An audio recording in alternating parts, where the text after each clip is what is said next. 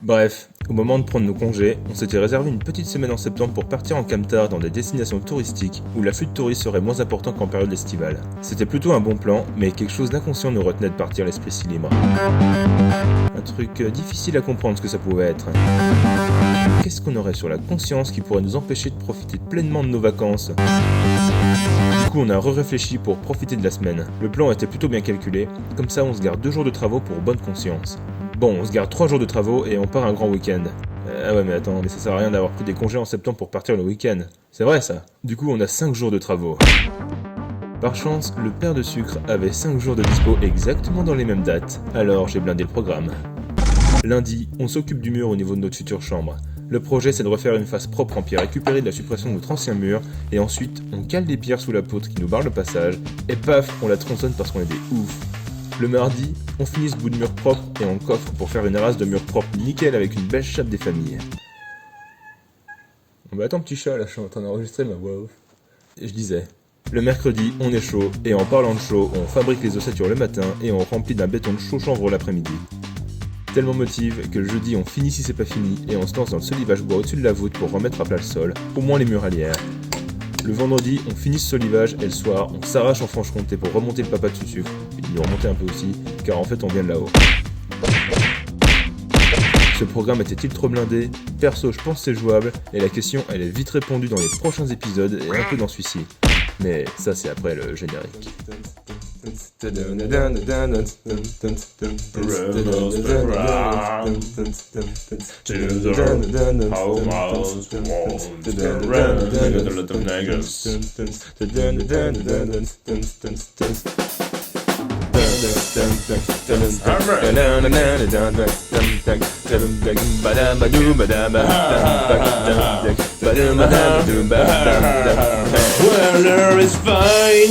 Hello.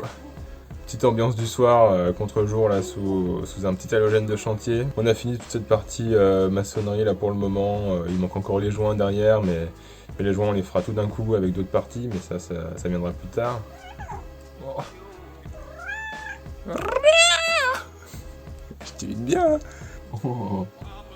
Bon, ça fait plaisir qu'il se gratte sur ce caillou parce que celui-là il a fallu le monter quand même. Hein. C'est le papa de sucre qui s'en est chargé. La vache, il y a du poids là-dessous, hein. D'ailleurs faudrait que je fasse le calcul. Bah, de toute façon le calcul il est pas bien compliqué, hein. Il fait 40 cm de large là, 25 de profond, 25 de haut, le tout fois 2,5-2,6 tonnes au mètre cube. Et puis voilà. C'est vraiment épuisant en fait la maçonnerie, on se rend pas compte comme ça, mais le lendemain on a des belles courbatures quoi. Grimper l'étage, mine de rien, avec des cailloux, des fois qui font plus de 20 kg facile, ben, c'est quand même pas simple. Et surtout les bétonnières, on a fait 6-7 je crois pour juste le mortier là, pour sceller les pierres entre elles. Ben ça fait 4-5 sauts de 18-20 kg, donc déjà un peu de manutention quoi. Puis même avant ça il a fallu ramener tous les sacs de chaux, de ciment, un peu de sable aussi. On a encore sorti 1 tonne du camion. Donc ça c'est épuisant, mais dans le fond c'est quand même bien captivant parce que c'était notre première fois. Au niveau des dosages, bon bah j'ai suivi les préconisations du maçon qui a bossé chez nous, donc on va dire que je lui fais assez confiance là-dessus. Et ça s'est plutôt bien passé, si ce n'est pas mal d'imprévus quand même. Tu marches vraiment chelou. Ok. Ouais, on n'a rien foutu dans la maison, mais on a tout ce qu'il faut pour faire du taf pendant au moins 3 mois. Oh putain! Alors vos impressions sur le poids que ça fait? Et c'est parce qu'il y a une marche. Le souci c'est qu'on sait plus comment faire pour arriver au bout. Bientôt, pas mal de sacs de chaux aussi. Voilà, c'est fait. Ça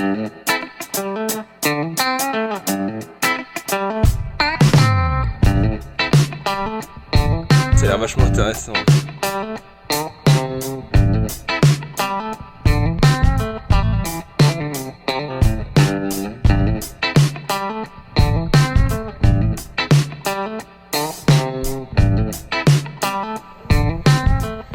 Je suis pas prêt d'avoir fini ma journée, moi je suis crevé, c'est super long les cailloux. C'est super.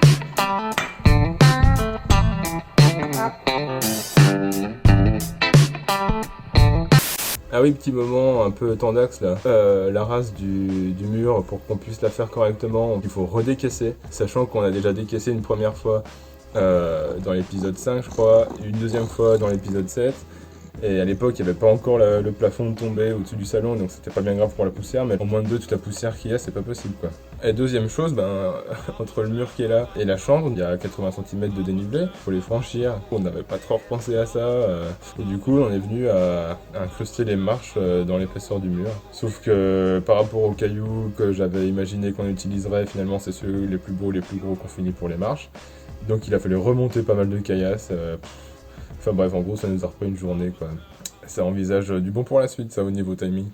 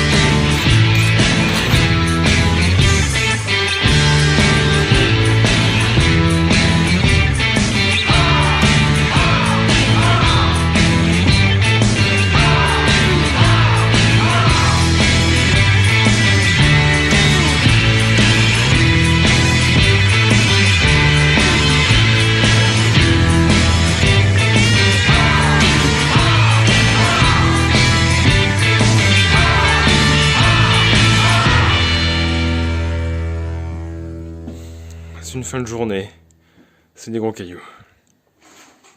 C'est un peu bas du coup. Ça la rebaisse un peu trop là. Ouh. Non, tu la penches trop comme ça. Bien sûr qu'il faut l'avancer. Voilà. Mais attends, de toute façon, elle se gâte trop basse.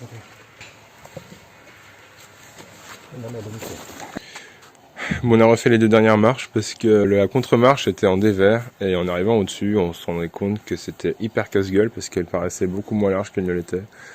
Du coup, on a perdu un petit peu de temps ce matin parce qu'on a refait toute la partie du haut pour pouvoir refaire propre cette dernière marche.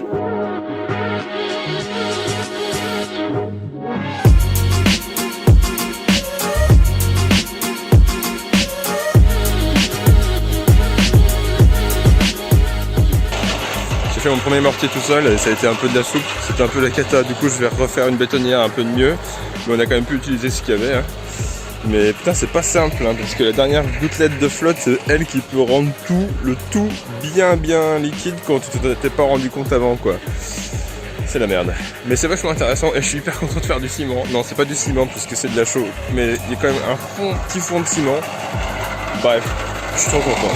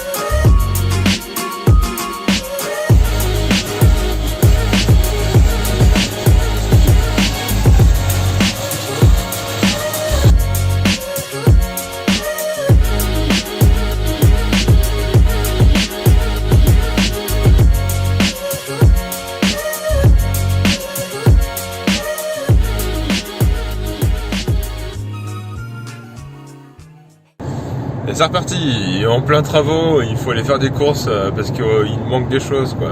Sauf que nous comme on habite un peu loin, ça prend tout de suite une bonne heure quoi. Je vais acheter un cri et des vis aussi pour pouvoir fixer la planche de coffrage pour la race du mur.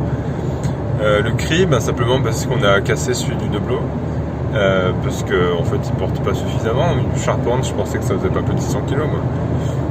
Non, un cri hydraulique et on va essayer de relever la charpente avec ça pour pouvoir caler les pierres afin de retenir la poutre, afin de pouvoir découper le reste de la poutre qui est suspendue. Allez, on va voir ça.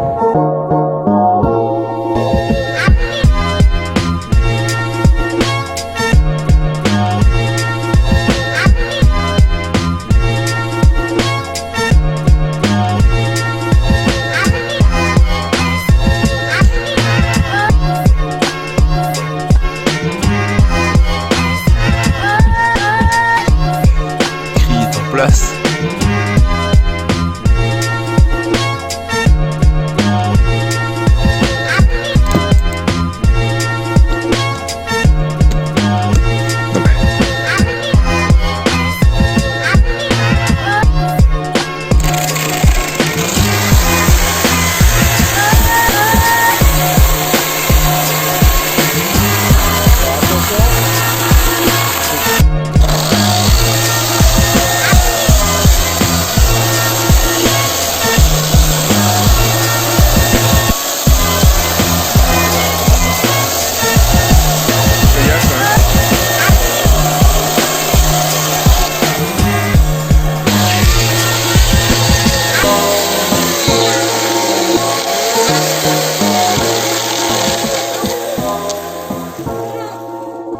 Ça va, sucre? Ça va.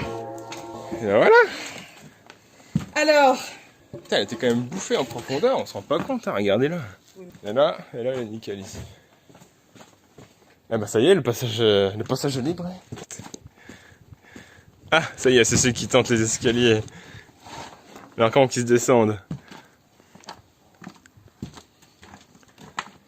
Beaucoup plus facilement qu'avant.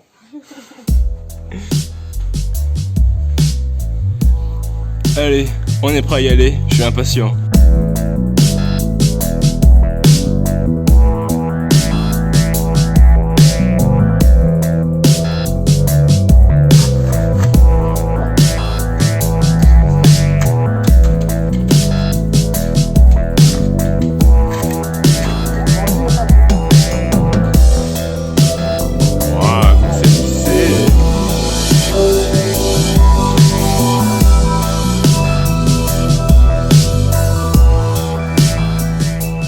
Faire du ciment c'est éprouvant. Heureusement les anciens nous ont laissé pas mal de gravier pour faire du ciment justement et c'est cool.